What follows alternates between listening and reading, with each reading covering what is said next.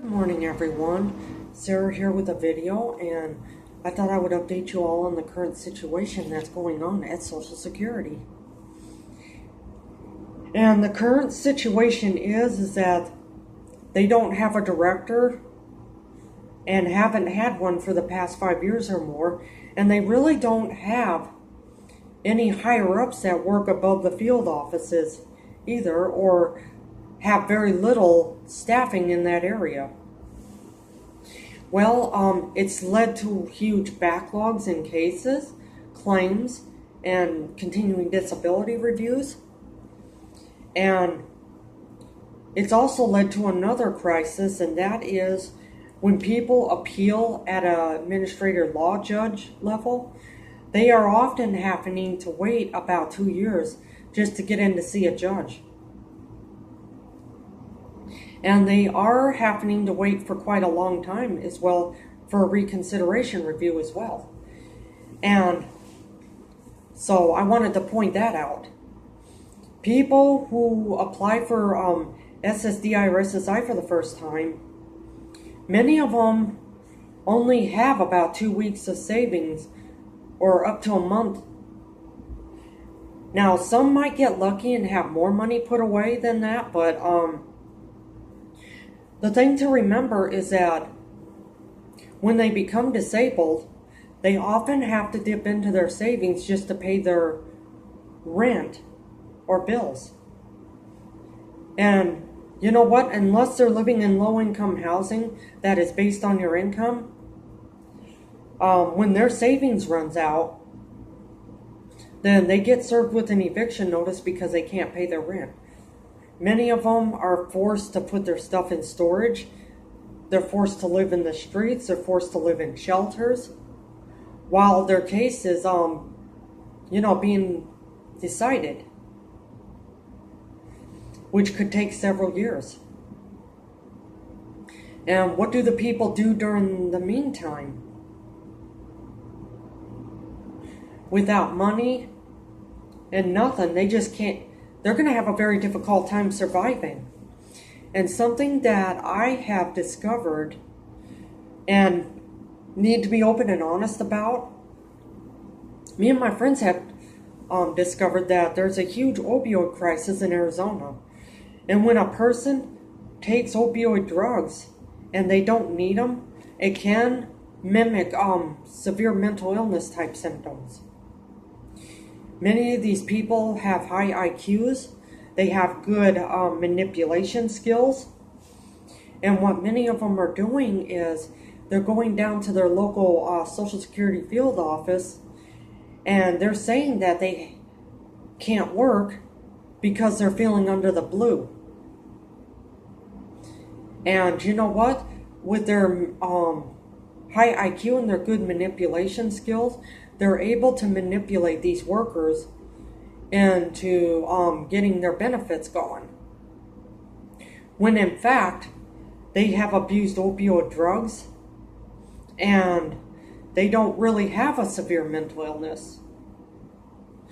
Now, in the Blue Book, Adult Listing of Impairments, in order to get disability benefits for the first time for severe mental illness, you would have had to have been under the care of a psychiatrist for 24 months, and you would have had to have been in and out of the hospitals and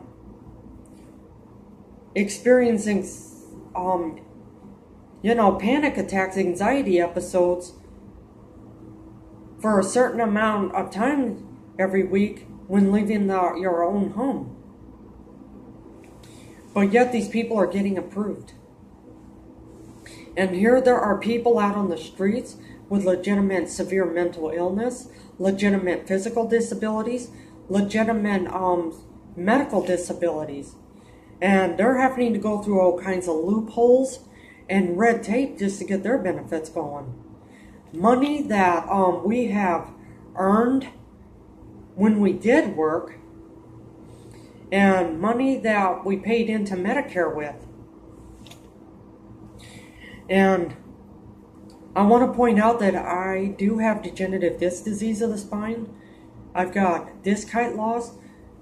arthritis and bone spurs growing at multiple levels of my spine.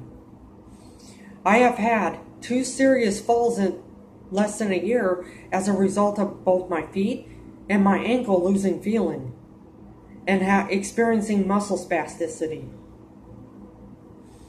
And the falls were quite serious. In the second one, I actually experienced real sharp pain in my rib cage. It felt like somebody was crushing it. It was a sharp, shocking pain. You know, just below my T4 thoracic spine. And when I did have that second fall, I began to experience a lot more spasticity, loss of feeling from about here down, and spasms. And right afterwards, I almost experienced, loss of bowel and bladder function. Completely, but not completely. I would say that I did get to the bathroom in time. But I did I did experience some loss there. Not completely, but some. Well, I do get Social Security disability insurance. I do get Medicare. But I have had to go through all kinds of loopholes and red tape just to keep my benefits going.